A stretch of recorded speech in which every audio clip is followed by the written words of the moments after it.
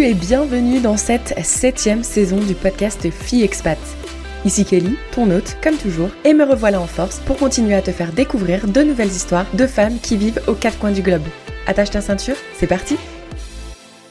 Salut à toutes et à tous et merci de nous retrouver pour ce nouvel épisode où aujourd'hui je tends mon micro à une personne que je connais. On s'est rencontrés très brièvement quelques jours dans la ville de Minca. D'ailleurs, n'hésitez pas à aller écouter mon épisode sur immersion au Colombie. J'avais enregistré un petit épisode au bord d'une rivière et justement, c'est un moment qu'on a passé, je sais pas, Mélissa, on a passé combien d'heures à cette rivière ?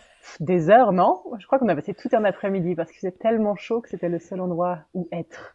Ouais, c'est ça. Et puis, on y était tellement resté le cul dans l'eau qu'à un moment donné, je commençais même à avoir froid. C'était un sentiment que je ne pensais pas possible en Colombie. Mais du coup, c'était super chouette. Est-ce que tu peux rappeler, en tout cas pas rappeler, mais dire à ma communauté comment tu t'appelles, quel âge tu as et d'où tu nous parles aujourd'hui? Alors, je m'appelle Mélissa, j'ai 34 ans, je vais avoir 35 ans cette année et je vous parle Alors, je suis sur Kisima, qui est une ferme au nord du mont Kenya, donc au Kenya, en plein centre du Kenya. Et la ville la plus proche, si vous regardez sur une carte, ça s'appelle Nanyuki. C'est à peu près à 1 heure d'où j'habite en ce moment. Ok, merci. Je mettrai peut-être sur Instagram, je ferai un petit post peut-être qui montre sur une carte la zone où tu te trouves. Ça peut aider, je pense, parce que moi je suis vraiment clueless quand ça vient de l'Afrique. Autant je connais l'Amérique du Nord par cœur, mais l'Afrique pas du tout. Alors avant qu'on en arrive à ton détail de ton parcours à l'étranger, j'ai une petite question pour toi. C'est quelle a été la différence culturelle la plus surprenante que tu as expérimentée quand tu es arrivé au Kenya et comment as-tu fait pour t'y adapter? Alors, c'est marrant parce que j'avais réfléchi à cette question, mais j'y avais pensé à maintenant. Alors, la différence culturelle à l'époque où je suis arrivée, parce que ça fait 8 ans que je suis ici, je pense que ça a été difficile pour moi. Les gens qui travaillent chez toi pour faire le ménage, notamment, ou le jardinage, etc., et ben évidemment, c'est toujours des Noirs, et c'est souvent des Noirs qui travaillent chez des gens blancs. Mais en soi, c'est aussi dans ma tête dans le sens où tous les gens noirs riches ont aussi des gens noirs qui travaillent pour eux. Mais voilà, pour moi, déjà en France, j'avais personne qui travaillait chez moi, ni chez mes parents quand j'étais plus jeune. Donc ça m'a fait un peu un choc. Et vraiment, c'était pas tant la couleur des gens, c'était de dire, en fait, il y a des gens qui travaillent pour moi. En fait, il n'y en avait pas chez moi quand je suis arrivée au Kenya, parce que j'avais pas du tout assez d'argent. Mais chez tous les gens chez qui j'allais, il y avait toujours des employés comme ça. Et souvent, pas un seul employé, plusieurs employés. Et qui sont là tous les jours, toute la journée. Et pour moi, c'était vraiment très étrange. Est-ce que les personnes qui embauchent les Africains à travailler chez eux, est-ce qu'ils se lient d'amitié avec eux ou ils gardent une distance vraiment employé-employeur? Et ben ça dépend vraiment des gens en fait. Il y en a beaucoup qui vont se lier d'amitié. Et puis si ça se passe bien, qui vont les garder toute leur vie en fait. Qui vont rester employés-employeurs ensemble toute leur vie. Et donc, tu vois, s'occuper par exemple de donner de l'argent pour être sûr que les enfants de l'employé vont bien dans des bonnes écoles, etc. Donc, il peut y avoir des très bonnes relations, mais je dirais pas que ça sera jusqu'à de l'amitié, tu vois. Ça peut être des liens forts, mais c'est pas des gens qui vont inviter à leur anniversaire ou ce genre de choses. Mais ils peuvent pas les inviter, ils seront en train de débarrasser, certainement servir les plats. Exactement. C'est dégueulasse, mais ça doit être un peu ça quand même, je pense. Ok, non, ça me surprend pas vraiment, j'ai envie de dire, parce que ça reste quand même un stéréotype. Je pense qu'on a tous, et c'est des choses qu'on voit à la télé aussi. Ouais, c'est vrai. Moi, je pense qu'en fait, tu vois, c'était plus que il y a les changements culturels, mais en fait, c'est aussi un truc de classe. Tu Ouais. vois, moi, je viens d'un milieu qui est plutôt genre classe moyenne basse, on va dire. Donc, tout d'un coup, j'ai été projetée parce que quand t'es blanc, c'est souvent le cas, dans des classes plus élevées. Et voilà. Et en fait, c'était ça la différence. Elle était plus sociologique que culturelle, comme on Mhm. pourrait l'imaginer entre l'Europe et l'Afrique, quoi. Mhm, clairement.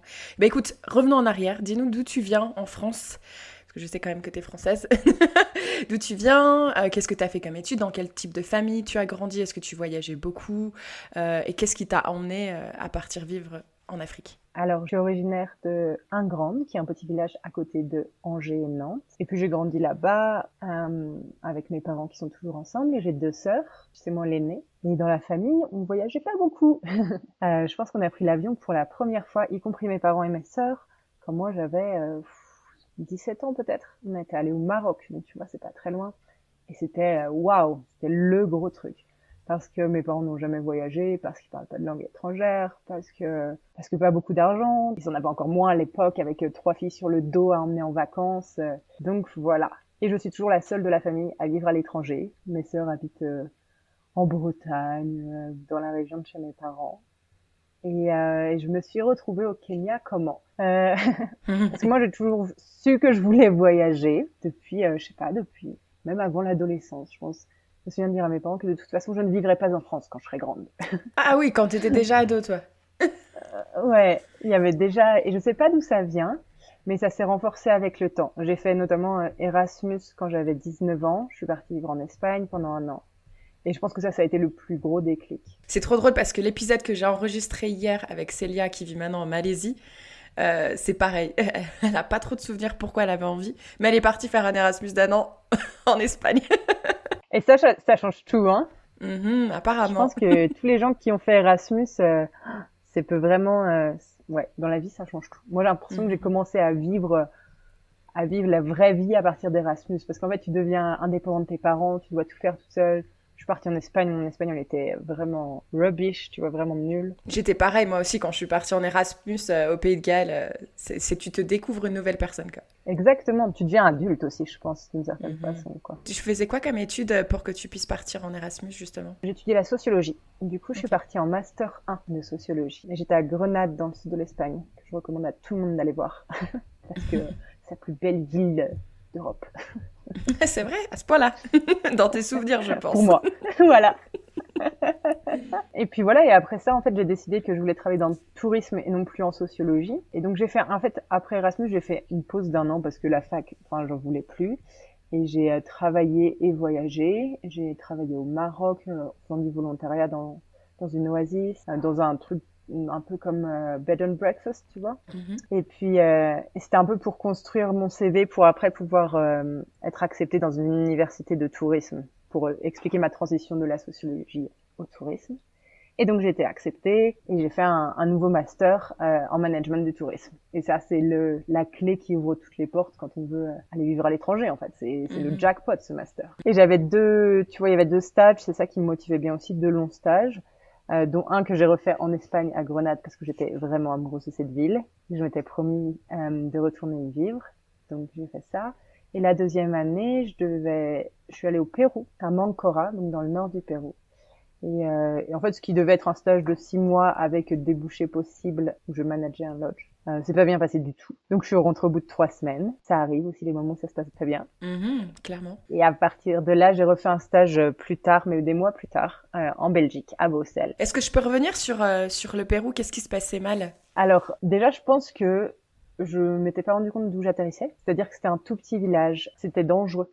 En fait, c'était vraiment dangereux dans le sens où il y avait, c'était il y a quand même plusieurs années, il y a 10 ans. Et au niveau cocaïne notamment, et ben ça craignait à fond.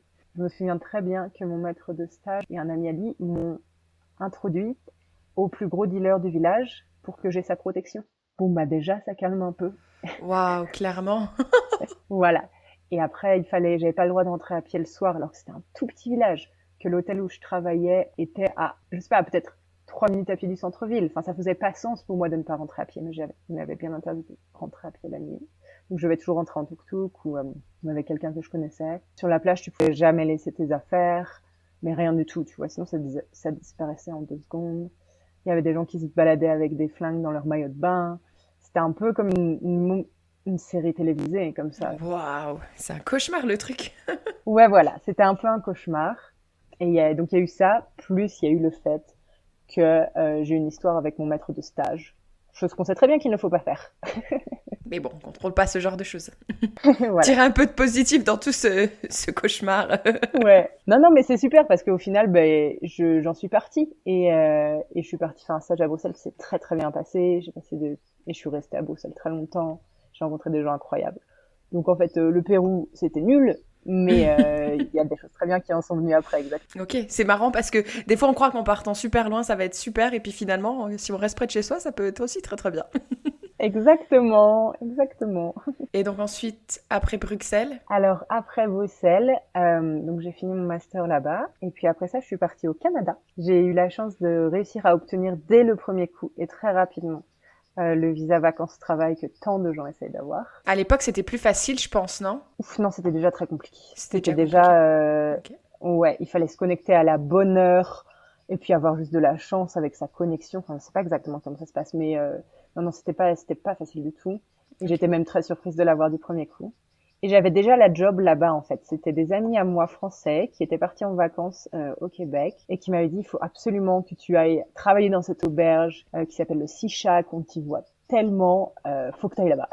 Et elle se trouve à Québec City? Non, elle se trouve au nord de Sainte-Anne-des-Monts, donc vraiment dans le nord du Québec. Et voilà, et j'ai eu ce visa du premier coup et j'ai eu ce boulot, donc j'ai fait mon entretien par internet, par Skype à l'époque, je pense que c'était Skype.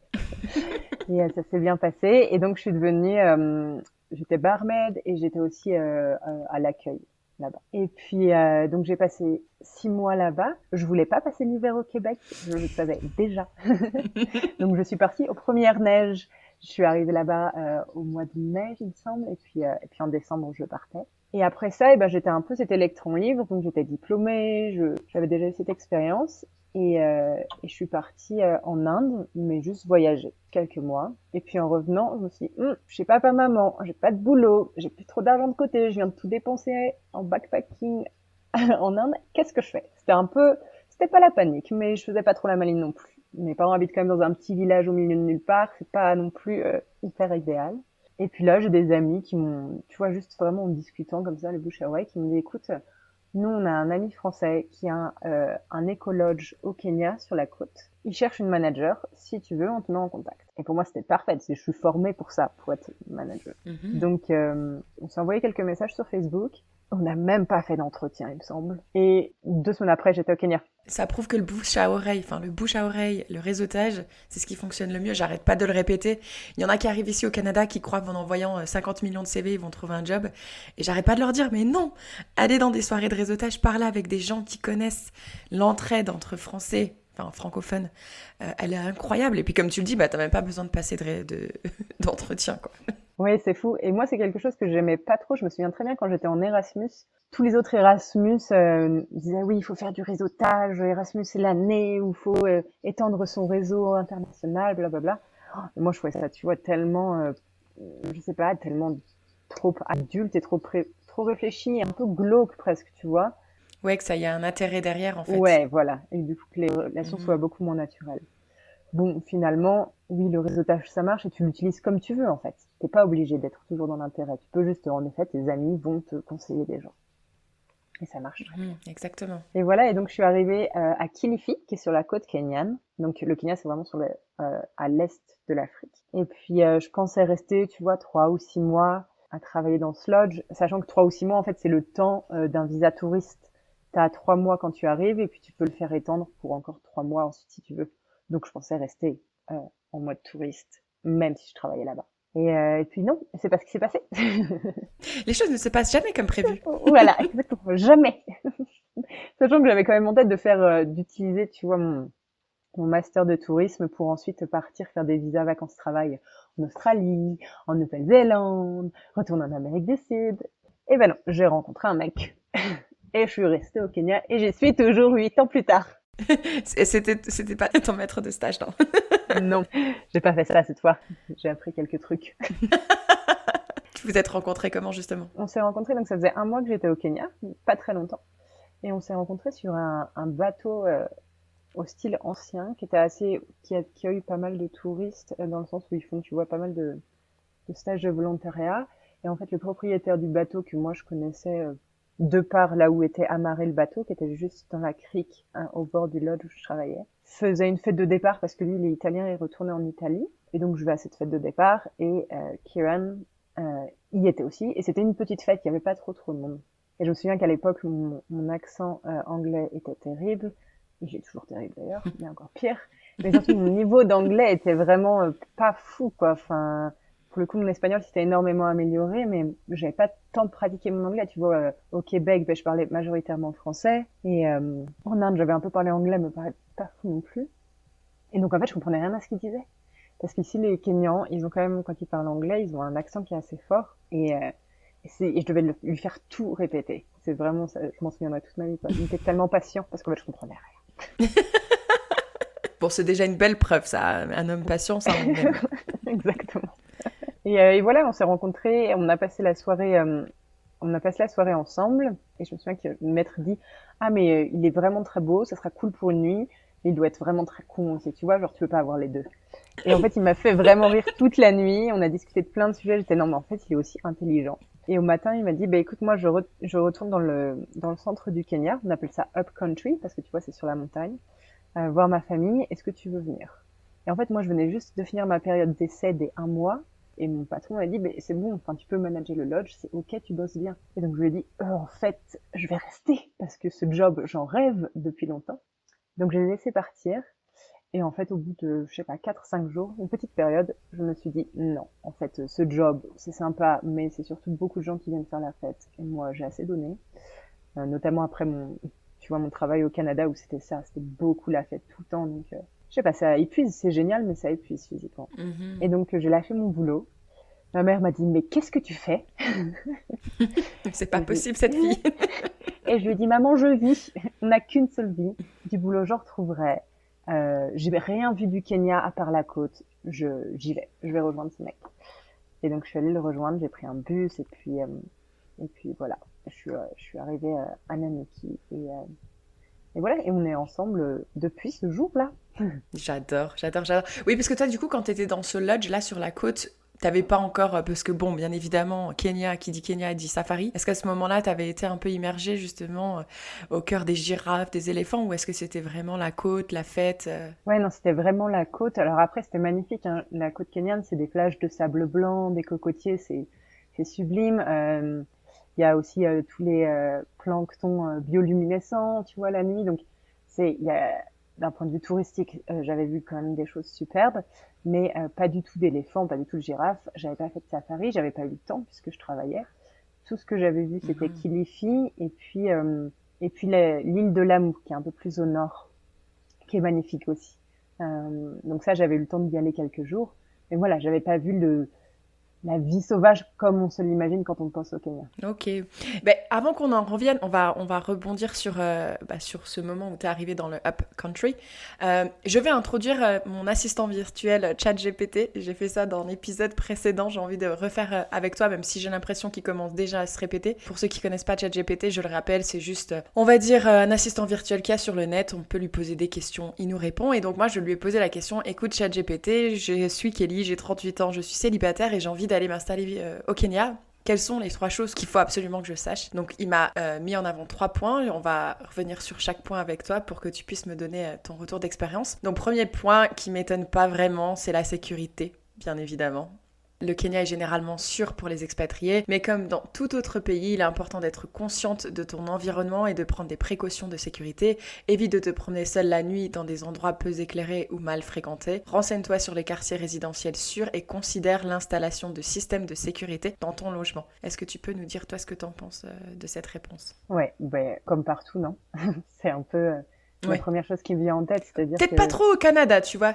À chaque fois que je dis Ouais, le Canada, la sécurité quand même... Je sais pas toi ce que t'en as pensé, mais moi je trouve qu'il y a aucun problème de sécurité. Je peux dormir la porte ouverte. c'est vrai. Ben, je suis peut-être pas restée très longtemps au Canada pour... Enfin, tu vois, genre j'étais juste toujours au travail et oui, en effet, aucun problème de sécurité. Je pensais plus par exemple à des villes comme Paris ou même Nantes. En fait, Clairement. je crois que même à Angers, rentrer à pied la nuit, maintenant j'aurais peur, tu vois. Enfin, c'est peut-être parce que j'ai vieilli, j'en sais rien, mais c'est un truc que je ferais déjà pas trop en France. Donc, je le fais clairement pas au Kenya. Même à Nanyuki, enfin que ce soit Nanyuki ou Nairobi, ça on est d'accord. Ça craint, enfin vraiment, ne fais pas ça. Ok. Donc ça, je suis assez d'accord. Après, au niveau des quartiers résidentiels, ça s'applique à mon avis que à Nairobi, où en effet, il y a des quartiers plus résidentiels, plus riches en fait, plus sécurisés. Mais où pareil, enfin, je ne rentrerai même pas à pied dans ces quartiers-là. Et à Nanyuki, ça m'arrive de sortir faire la fête, mais on sort toujours en groupe en fait, dans des endroits qu'on connaît. Mais oui, il peut arriver des choses. Mais je veux dire comme partout. Si j'avais une chose à dire, ce serait comme Mhm. partout, pas au Canada.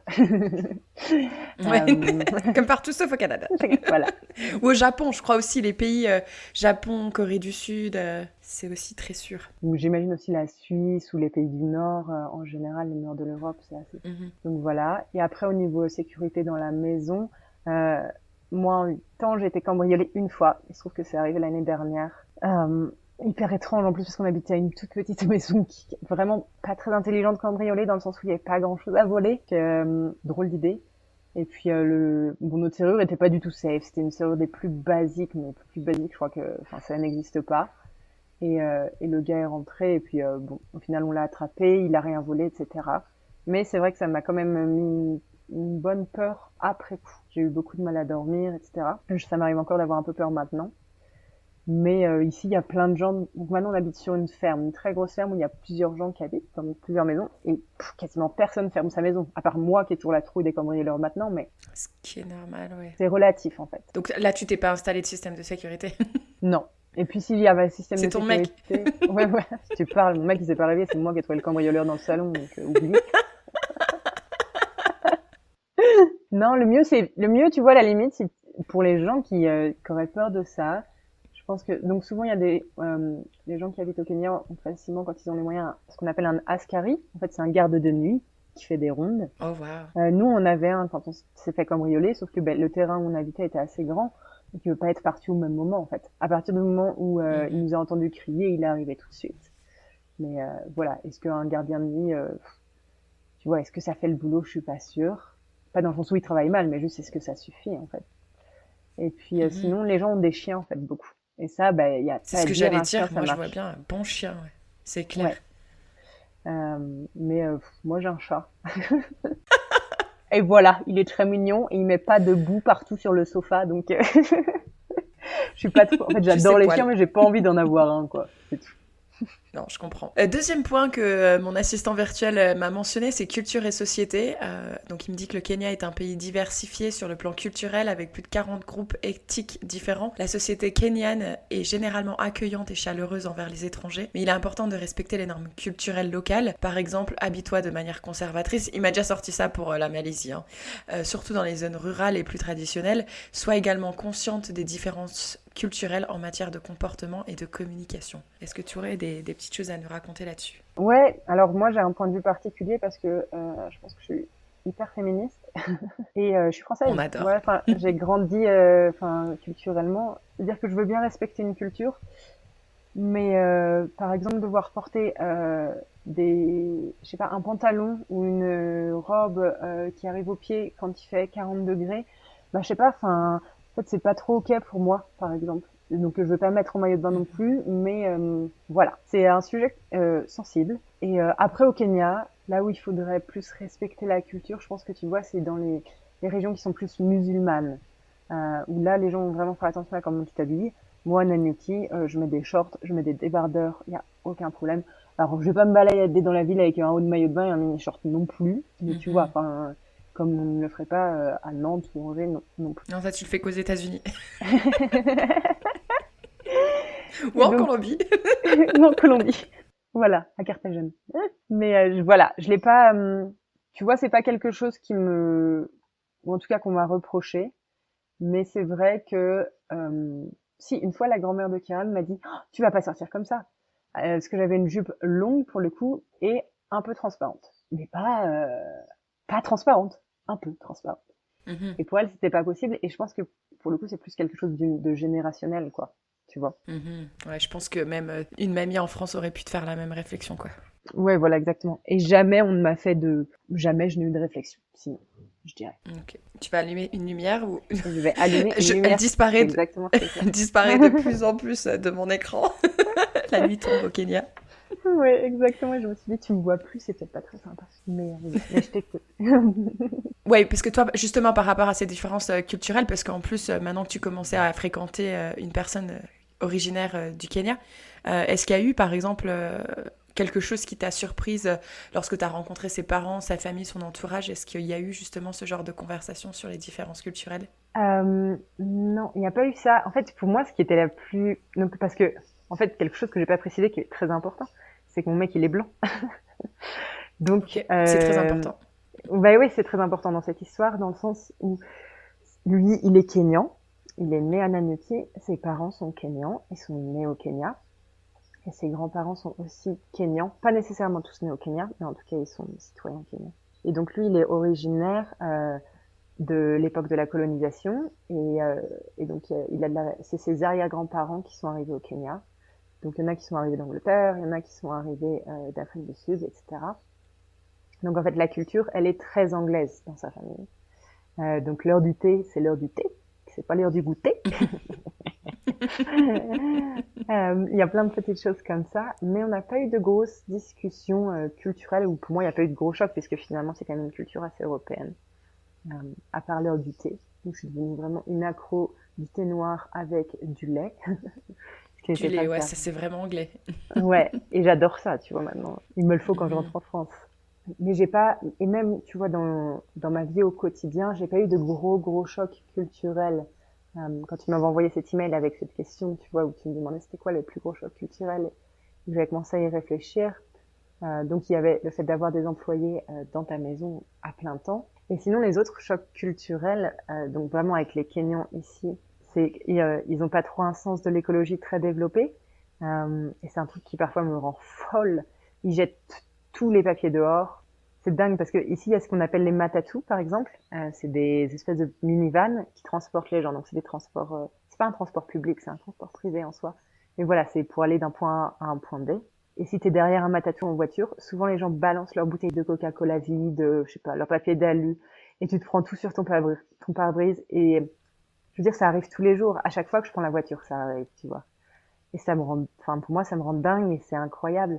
Et après, ce que Kieran, mon mari, dirait, c'est que, ben en fait, pendant longtemps, ils n'utilisaient pas des choses en plastique, ils utilisaient des choses en bois, en bambou. Enfin en cocotier, tout ce que tu veux, et donc tu pouvais jeter dans la nature, puisque de toute façon ça allait disparaître. Donc il y a quelque chose de vraiment de l'ordre de l'éducation et de savoir que que faire ça, ça pollue et que ça fait du mal à la planète et à notre santé et à tout le monde. Donc ça c'est une grosse, enfin c'est une différence culturelle que tu vois j'ai encore du mal à accepter maintenant. Et puis une autre aussi, et ça c'est pas du tout applicable à tous les Kenyans. Et tu sais comme tu l'as mentionné avec ChatGPT, il y a beaucoup de tribus différentes au Kenya, vraiment beaucoup, donc beaucoup de cultures différentes. Et toutes les tribus, je trouve, qui ne sont pas, qui n'ont pas de troupeau à eux, euh, traitent très mal les animaux. Je sais pas si tu avais remarqué, mais quand on était en Colombie, moi, il y avait plein de chiens errants, et pourtant, je trouvais que les gens étaient vraiment presque respectueux de ces chiens errants. Enfin, ils les nourrissaient, c'était pas violent. Et au Kenya, je trouve qu'ils, oh là là, ils maltraitent les animaux, mais ça me fait mal au cœur. Que ça soit les chiens errants, mais aussi les moutons, les vaches, même si ce sont les leurs, ils les frappent, ils leur jettent de cailloux. Enfin, c'est vraiment quelque chose que j'ai du mal à accepter. Et je dis ça, Oh, wow, ça, ouais. ça ne s'applique pas aux tribus qui sont Mhm. pastoralistes, qui ont, ou en fait pour les tribus pastoralistes, les animaux c'est leur compte en banque. Donc t'inquiète, ils vont pas jeter des cailloux sur leur compte en banque, ils en prennent bien soin, tu vois. Mais je me souviens que tu avais fait la remarque en Colombie que tu trouvais que les chiens étaient en bonne santé. Et Ouais, c'est vrai que quand tu avais fait cette remarque, après, c'est quelque chose que j'avais, enfin, auquel j'avais porté attention. Et c'est vrai qu'ils sont tous, limite, t'as l'impression que c'est des gens qui se baladent dans la rue, ils sont tout contents, ils ont leur queue qui balance dans tous les sens, ils ont des câlins de tout le monde. mais oui, ils mènent leur petite vie, hein. Ils sont vraiment heureux Mais les chiens en oui, Colombie. ouais, et puis ils zonnent tous toujours au même endroit. Enfin, tu sais, on dirait qu'ils ont tous leur quartier, là, leur petite rue. À fond. C'était trop mignon. Ok, super intéressant. Bah écoute, le dernier point que mon assistant m'a dit, c'est le climat et l'environnement. Le climat au Kenya peut varier considérablement d'une région à l'autre. Avant de t'installer, renseigne-toi sur le climat de la région où tu prévois de vivre. Par exemple, Nairobi a un climat tempéré, tandis que les régions côtières ont un climat plus chaud et humide. Assure-toi de prendre en compte tes préférences en matière de climat et de bien te préparer aux conditions météorologiques locales. De plus, renseigne-toi sur les défis environnementaux spécifiques à la région où tu vas vivre, comme la disponibilité de l'eau et la gestion des déchets. Bah justement, on en vient à la gestion de ces déchets. Euh, Qu'est-ce que tu peux nous dire, toi, par rapport au climat et à la disponibilité de l'eau? Par rapport au climat, C'est sûr, renseigne-toi. Moi, quand je suis arrivée au Kenya, j'ai atterri à Mombasa et je venais de passer plusieurs mois en Inde où j'étais partie juste avant l'époque des moussons. Il faisait une chaleur horrible, une humidité terrible, j'en pouvais plus. Et en fait, 2 semaines après, je me retrouve au Kenya. Je me souviens très bien sortir de l'avion et de me prendre cette bouffée de chaleur humide et de me dire, mais non, mais c'est pas vrai. Mais où est-ce que j'ai atterri? Je retourne en enfer direct, en fait.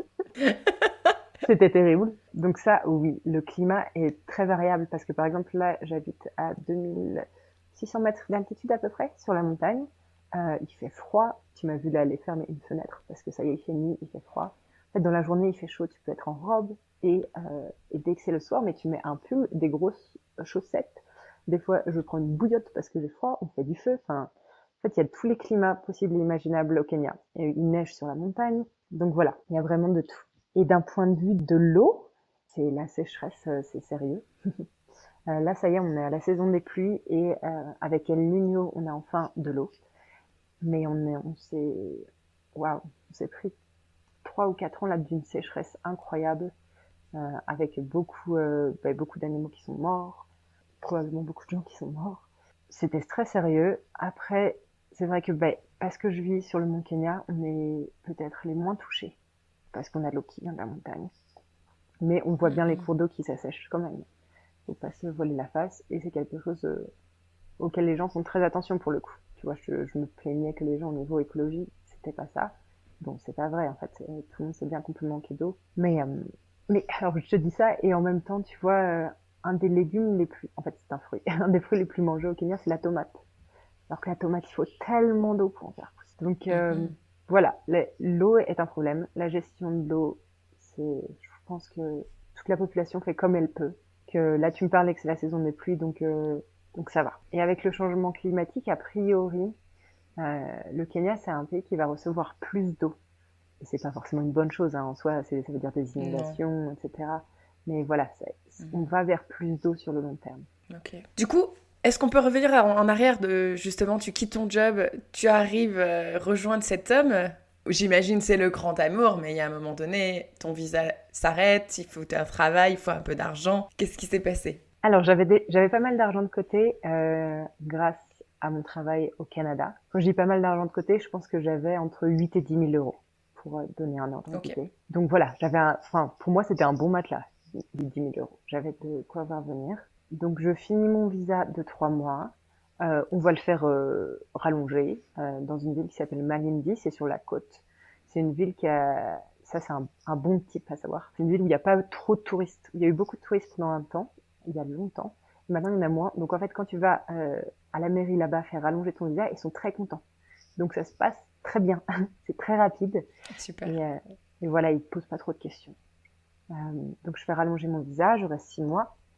Et puis bon, au bout de 6 mois quand même, je rentre en France parce qu'il faut bien ressortir. Et j'avais en tête, avant de venir au Kenya, de faire une formation pour être professeur de yoga, depuis que j'avais été en Inde. Et donc je repars en Inde parce que c'est bien gentil d'être amoureuse, mais j'avais dit à Kiran, moi j'ai ce rêve, j'y vais quoi. Enfin, je suis une femme indépendante, tu vois. C'est bien beau d'être amoureuse, mais ça fait pas tout. Et donc je suis partie en Inde faire cette formation et on s'est séparés au final pendant 5 mois. Je suis partie 5 mois. Donc c'était aussi un bon test pour notre relation. Et ça a tenu. Et ensuite, quand je suis retournée au Kenya, on s'est mis à travailler dans des lodges, donc à être tous les deux managers de lodge, sachant que Kiran avait déjà travaillé dans l'hôtellerie également, donc il avait un background. Et surtout, lui, il parle couramment swahili, ce qui n'est pas mon cas. Donc c'est super, comme ça faisait un bon duo pour les gens à embaucher, c'est-à-dire que moi, j'avais mon master en management de tourisme, j'avais pas mal d'expérience, et lui, il avait un peu moins d'expérience, mais c'était un local qui parlait le swahili, et puis voilà, qui connaissait vraiment bien le Kenya. Et est-ce que toi, parler français, ça aide justement dans le tourisme ou pas? Ouais, ça va. C'était pas, tu vois, c'est pas un atout le plus clé parce qu'au final, il vaut mieux parler anglais. Oui, il y a des touristes français, mais c'est pas les principaux au Kenya. Et ce qui nous a vraiment, bon, après, je parle français, je parle espagnol. Je pense que ça a aidé quand même. Tu vois, ça faisait quand même 3 langues que je gérais. Et puis, ce qui m'aidait beaucoup, moi, d'un point de vue professionnel, c'est que Kiran était celui qu'on déclarait sur les papiers. Mais moi, j'étais toujours sur mon visa de touriste. Parce que ça, c'est un truc Ok. que ChatGPT, il t'a pas dit, mais c'est pas très drôle le tourisme, enfin les visas au Kenya. C'est un peu l'enfer en fait. C'est-à-dire que tu as le choix entre soit avoir ton visa de tourisme, avec lequel tu n'as pas le droit de travailler. Donc moi j'étais là-dessus. Donc Kiran se déclarait, et en fait moi j'étais l'accompagnante. Enfin, les gens qui t'emploient s'en fichent concrètement. Enfin, en tout cas ceux qui nous ont employés, c'était pas grave, parce que tout est déclaré sous le Kiran. Il paye ses taxes et tout, donc tout allait bien. Mhm. Donc soit tu as ce visa-là, soit tu as un visa qui est un visa d'investisseur, qui est de nos jours, je crois, de 100 000 $. Donc il faut que tu montres, que tu prouves au gouvernement kényan que tu as 100 000 $ sur ton compte en banque, que tu comptes investir au Kenya. Après, tu t'inventes une entreprise de ton choix. Et a priori, ils vérifient pas trop. Quoique là, apparemment, récemment, ils commencent à vérifier que tu dépenses bien cet argent au Kenya. Mais donc voilà, visa d'investisseur. Et le troisième visa, c'est un visa qui dit que qui est payé par ton entreprise, donc typiquement un visa d'expat, on va dire, dans le sens où, imagine tu travailles chez Total ou quelque chose comme ça, c'est Total qui va prouver au gouvernement kényan qu'ils ont besoin de toi parce que tu sais faire des choses que des Kenyans ne savent pas faire. Et donc là, c'est eux en fait Mhm. qui s'occupent de ton visa. Donc moi, j'avais pas 100 000 € ni 100 000 $, et Total avait Et pas tu voulais besoin de pas moi. travailler pour Et Total? de toute façon, je voulais pas travailler pour Total. On va aller dans ce sens-là, soyons très clairs. Non, mais en fait, j'avais vraiment pas du tout en plus envie de travailler pour des grosses entreprises, tu vois. Enfin, j'ai jamais eu envie de faire ça. Donc, ben, j'étais sur mon visa de touriste pendant très longtemps. Ce qui a fait que tous les 3 mois, ou les 6 mois, je ressortais du pays. Et c'était assez stressant parce qu'au final, sur mon passeport, et ben, j'avais plein de stamps, tu vois, tous les timbres et tout. Et ils commençaient à l'immigration à me poser des questions à chaque fois que je revenais. Mais j'avais une bonne Mhm. réponse, qui était la vérité. Je suis amoureuse d'un Kényan. Et il paye tout pour moi. Ça, c'était pas vrai du tout, parce que pour le coup, même si on gagnait de l'argent, on gagnait pas tant d'argent que ça. Et donc, je dépensais beaucoup de l'argent que j'avais mis de côté. Et donc, est arrivé un moment où, de une, j'avais plus trop d'argent. De deux, j'étais quand même, je commençais à être stressée à chaque fois que j'allais à l'immigration. Ça a duré plusieurs années, ça. Mais même s'ils étaient très sympas avec moi, à partir du moment où je disais que j'étais amoureuse d'un Kényan, tu sens bien que ça peut pas durer, c'est pas durable. Mhm. Et, euh, et avec Kiran, on a créé une entreprise, on faisait des retraites de yoga et de méditation. Donc tu vois, ça mixait le tourisme, le yoga parce que j'avais mon diplôme de prof de yoga, la méditation parce que Kiran est passionné aussi. Et donc on a fait ça pendant un moment. Et puis ensuite le Covid est arrivé. Et donc là, t'oublies, c'est fini, tout s'éteint. Ouais.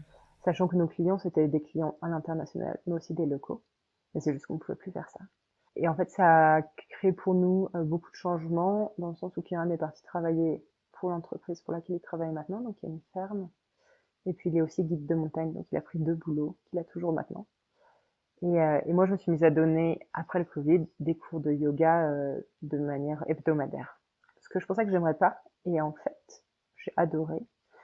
Et j'ai pu le faire au black, de manière relativement discrète, et je le fais toujours maintenant, avec des gens que je connais en fait. Des gens qui ont des cafés, je peux donner cours dans leur café, et ça leur pose pas de problème parce que eux, ça leur amène des clients. Et puis, qu'ils savent qu'au Kenya, c'est un peu comme ça la vie aussi. Il y a beaucoup de gens qui travaillent au noir. Mhm. Et en soi, moi, j'ai le droit maintenant, normalement j'ai le droit de travailler, c'est juste que ça prend beaucoup de temps de recevoir les papiers. Donc en soi, même si j'avais un contrôle, j'espère que je retomberai sur mes jambes.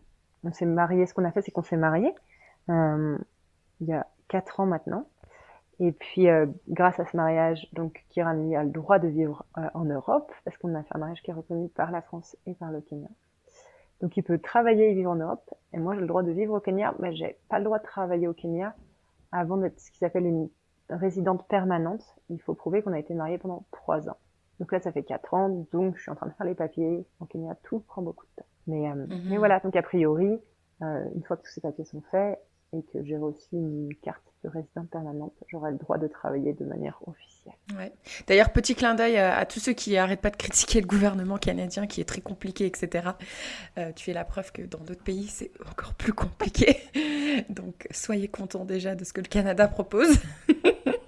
Ouais, je pense il y a pas d'endroit parfait, hein. Enfin, c'est compliqué, c'est un Non. parcours du combattant. C'est vrai que des fois j'en peux plus. Là, j'avais laissé tomber pendant des mois les papiers parce que le site web ne fonctionnait pas.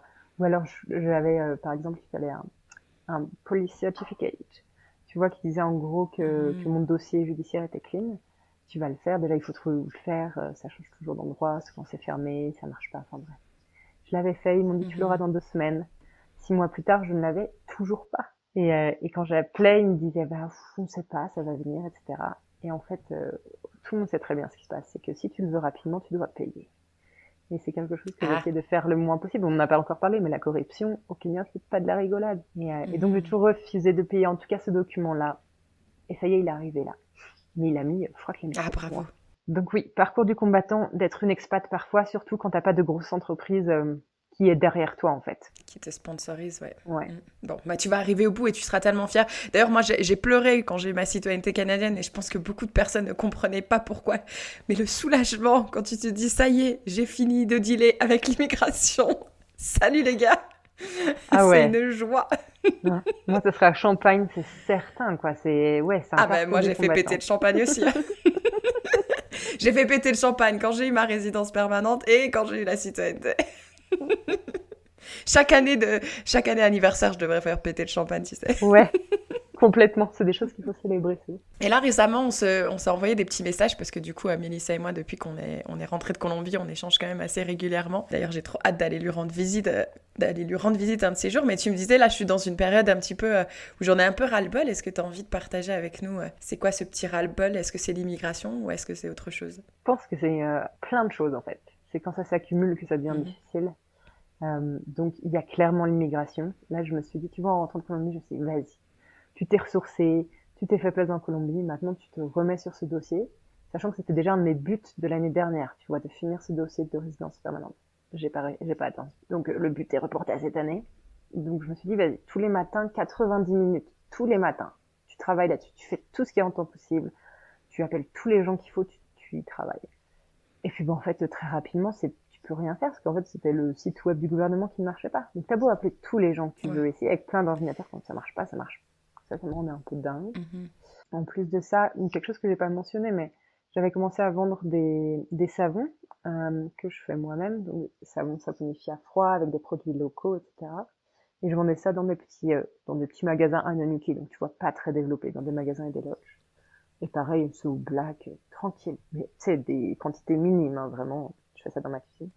Et là, le gouvernement a resserré un peu les boulons, et du coup, les magasins peuvent plus me prendre au black, c'est trop dangereux pour eux, donc je peux plus avoir ce petit argent de poche qui était quand même assez cool. Donc je pense que ça m'a mis un petit coup au moral quand même, parce que c'était pas mon activité principale, mais tu vois, ça faisait partie des choses que tu fais dans la vie de tous les jours. Oui, et puis c'est une petite passion aussi. Enfin, c'est un sentiment, ça doit être un sentiment agréable aussi de fabriquer son petit savon et de savoir qu'il est utilisé ailleurs. Exactement, ouais, voilà. Et puis donc il y a eu ces deux choses-là, et après reprendre la conduite au Kenya et se dire bon, déjà ils conduisent comme des fous, ils m'agacent tous, et puis ils balancent leurs bouteilles et tout. Enfin, je pense que les déchets, et pourtant en Colombie ça m'a pas semblé non plus extrêmement propre. Mais je crois que de revenir au Kenya, ça m'a remis dedans. C'est un sujet qui est très sensible pour moi. Je pense qu'en fait on touche à des valeurs et ça me rend folle. Et pour la petite anecdote, parce que ça m'a fait tellement rire, mais ça m'a fait rire jaune, Kiran est allé à un meeting à Nairobi qui était organisé par sa banque, Standard Chartered, parce qu'il faut bien les nommer des fois. Et il était invité en tant que, tu vois, parce qu'il a un compte en banque bien fleuri, j'imagine, tu vois. Déjà, t'es un peu sélectionné sur le volet comme ça. Et c'était un meeting sur l'écologie. Donc en soi, on peut se dire networking, intéressant, il va rencontrer des gens cool, etc. Et déjà, la réunion était dans un des plus grands hôtels de Nairobi, un des trucs les plus luxueux. Et à la fin, donc il m'a dit la réunion était intéressante, des bons intervenants, etc. J'ai appris plein de choses. Lui, il est passionné d'écologie et c'est son travail aussi sur la ferme où il est. Il est manager de l'écologie. Et à la fin du meeting, la banque, enfin des personnes de la banque expliquent qu'ils viennent d'ouvrir un nouveau compte, le compte écologie. Tu vois, le compte écologie, mais qu'est-ce que ça veut dire? C'est n'importe quoi. Ouais. Et donc pour célébrer ça, ils coupent un ruban rouge, etc. Ils présentent le nouveau compte en banque que tu peux avoir. Et ils font une pluie de confettis en plastique. Et en fait, moi, ça me rend dingue, tu vois. C'est juste, ouais, c'est n'importe quoi. Et c'est des petites choses comme ça, mais qui, quand tu vis en pleine nature, qu'elle est magnifique, qu'il en reste pas beaucoup. Et tu te dis, mais merde, ils ont rien compris. Et en même temps, tu vois, c'est vraiment très blanc et un peu... tu vois, je vois toute la supériorité de mon propos et comment c'est pas ok de dire ça. Mais c'est juste, j'aime cette nature. je voudrais qu'on la protège et ça me met hors de moi de voir comment elle est abîmée. Et ça pourrait être des noirs, des blancs, enfin c'est pas une question de couleur, c'est pas une question de culture. Mhm. C'est juste ce qu'on en fait nous en tant qu'être humain. Donc ça a Mhm. rendu mon retour très très dur. Et puis il pleut, et puis tu vois, ces petites Mhm. choses-là qui rendent un peu chonchon. Et puis la corruption, parce que on a fait un long trajet de la côte à chez nous en voiture. Et on s'est fait arrêter par des flics. Et on n'avait rien fait de mal, mais il fallait quand même les payer. Et c'est toujours la même chose. Enfin, oui, c'est toujours la même chose, Mhm. mais parfois tu as l'impression que ça ne change pas. Et c'est un peu déprimant. Voilà. Ouais. Non, mais c'est sûr que quand comme tu l'as dit, quand c'est une cumulation de tous ces petits trucs-là, au bout d'un moment, c'est dur de voir le positif. Complètement. Et je pense qu'en fait, je vois une des leçons aussi pour moi, c'est que c'est pas toujours le pays. Alors bien sûr qu'il y a des pays où je me sens mieux à vivre que d'autres, mais c'est pas juste le pays, faut tout englober. En fait, c'est la culture, c'est les gens avec qui tu es, c'est le travail que tu peux exercer ou ne pas exercer, c'est les libertés que tu as ou que tu n'as pas. Voilà. Et je pense que on peut idéaliser la vie d'expat vachement. Et en fait, déjà, moi, je suis pas du tout une expat normale dans le sens où même pour le gouvernement français, je suis même pas une expatriée, puisque de toute façon, je suis même pas encore Mhm. résidente permanente. Donc voilà, le Kenya c'est magnifique et pourtant il y a plein de trucs qui rendent fou. Mais comme, je sais pas si comme partout, mais en tout cas dans beaucoup d'endroits quoi. Et il y a des moments où on a des downs et moi clairement des downs j'en ai eu beaucoup. Il y a eu beaucoup de moments où je me suis dit, ah, est-ce que je reste? Est-ce que je suis heureuse ici ou pas? Et 8 ans plus tard, je me pose encore la question parfois. Mais je pense que tu te la poseras tout le temps, en fait. T'as peut-être maintenant juste envie de nouveauté aussi quand ça fait 8 ans que t'es au même endroit. Enfin, moi, je sais qu'en général, je dis toujours que j'ai le syndrome des 3 ans. Tous les 3 ans, il fallait que je change.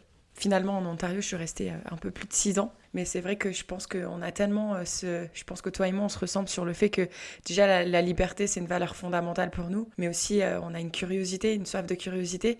Et donc, une fois qu'on commence à être au même endroit pendant trop longtemps, on a ce sentiment de peut-être aller voir tester autre chose, quoi. Complètement. Je suis sûre qu'on partage vraiment ça, toi et moi, c'est ce besoin d'explorer Mhm. et de découvrir. Et bien sûr que j'ai pas du tout vu au Kenya, j'ai pas du tout exploré, mais il y a de la redondance et c'est pas pour rien que je suis partie backpacker un mois en Colombie où on s'est rencontrés, c'est qu'il y a vraiment ce besoin de nouveauté et d'excitation en fait. Mhm. Et puis d'ailleurs, quand on s'est rencontrés, c'était trop drôle parce enfin, c'est pas drôle, mais t'étais dans un moment de down justement parce que c'est pareil, des fois on voyage en backpack, quand on voyage seul, on a aussi ces up and down. Justement, on se dit, est-ce que j'ai envie de rester? Je me sens seule, est-ce que j'ai envie de rentrer? Et le soir là où je t'ai vu, je crois que tu étais en train de regarder des billets d'avion pour partir plus tôt. Ouais, ça allait pas du tout le jour où on s'est rencontrés. Et heureusement qu'on s'est rencontrés, ça a changé en l'espace de 24 heures en fait. J'avais vraiment pas de la Mhm. nuit à regarder des billets d'avion pour partir plus tôt, parce que ça faisait 2 mauvaises nuits que je passais, que l'hostel où j'étais était horrible, contrairement au tien, des gens vraiment bizarres. Et moi j'étais fatiguée, puis c'était un moment où ça faisait 2 jours où j'avais rencontré personne avec qui ça matchait. Je me sentais un peu seule, il faisait très chaud. Il y avait beaucoup de moustiques et de bestioles qui piquent, toi-même tu sais. Parlons-en. Et je me disais, mais en fait, je passe pas du tout un bon moment. Qu'est-ce que je fais ici?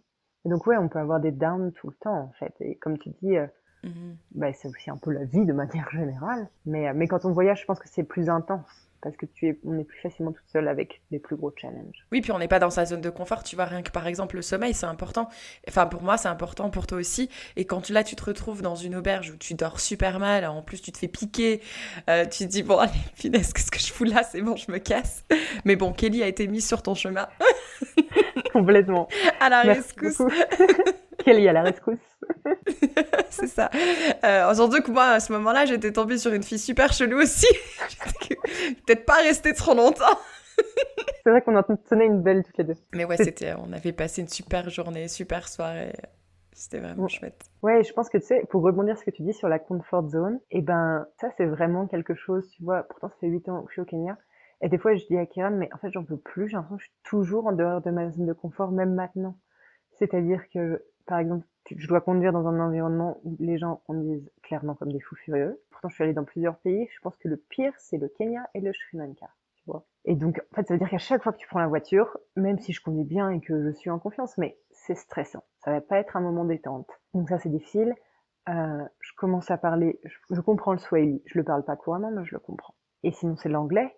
Et même, mais l'anglais, je le parle avec mon accent français, qui a priori n'est pas prêt de partir. Et en fait, je le vois dans le regard des gens des fois qui ne comprennent pas. Et c'est épuisant en fait, parce que Parce qu'ils sont toujours, c'est jamais méchant, mais tu vois, s'ils ont un peu bu, ils vont faire des petites blagues sur ton accent, ils vont nous répéter ce que t'as dit avec ton accent français encore accentué.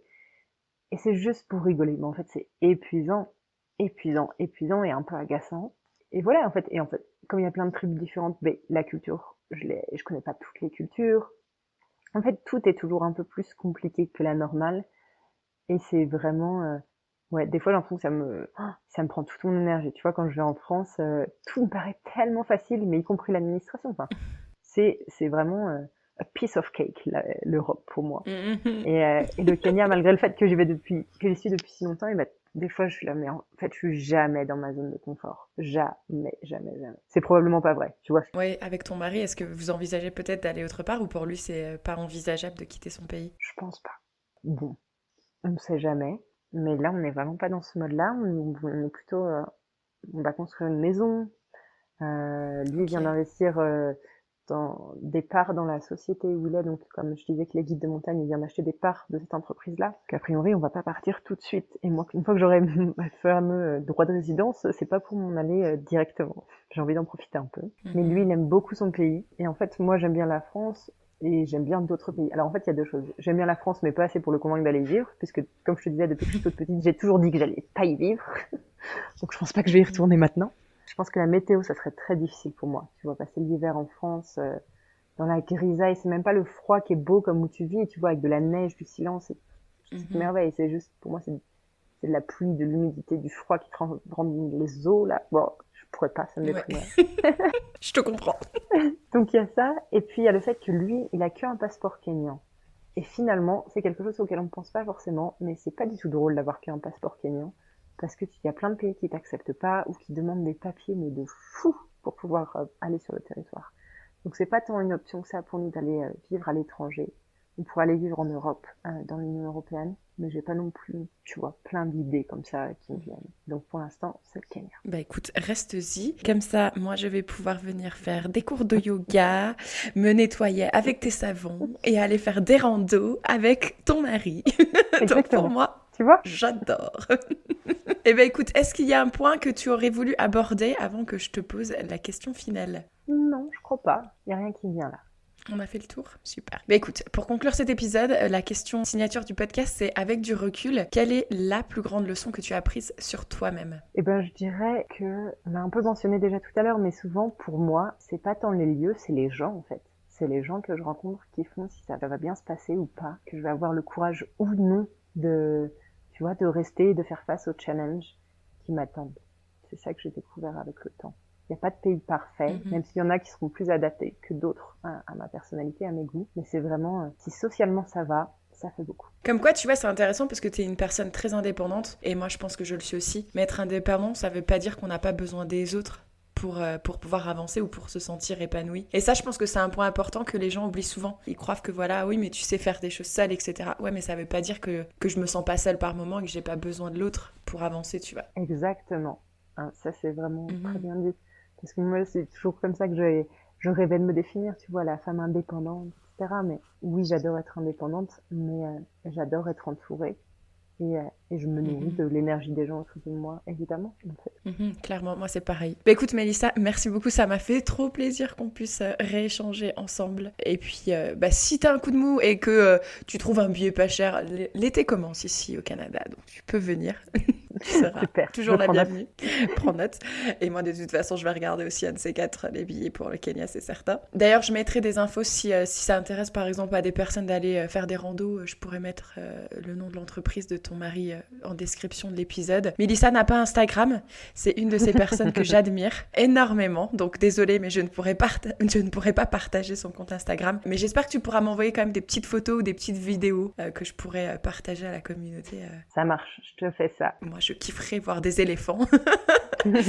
C'est faisable, je peux te mettre ça. Merci beaucoup en tout cas pour ton temps. Je t'en prie, et puis n'hésite pas aussi à mettre mon contact. Ok, j'ai pas Instagram, mais s'il y a des gens qui veulent venir au Kenya ou qui ont des questions, moi j'adore répondre aux questions. Super, merci beaucoup.